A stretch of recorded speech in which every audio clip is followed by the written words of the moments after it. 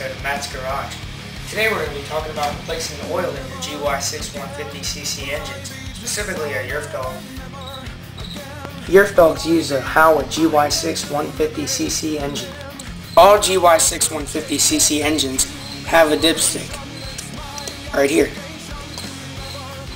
This is where you insert your oil. Your Gy6 150cc engine should have a black fan cover right here. Mine doesn't because I'm doing a big bore kit, so I had to remove this. But locate your dipstick right here, and underneath the fan, right there, should be a bolt, and undo the bolt and unscrew the dipstick when the engine is warm and drain your engine oil. When the engine oil is all done draining out, replace the bolt and then insert your new oil through your dipstick. Now it's time to replace your transmission oil. You should have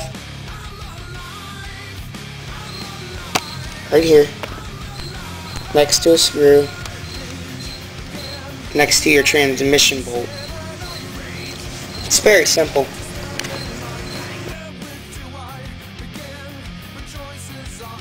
To insert the transmission oil. Drain your transmission oil. Again, we have to go underneath the engine. You should have a bolt right here. Undo that bolt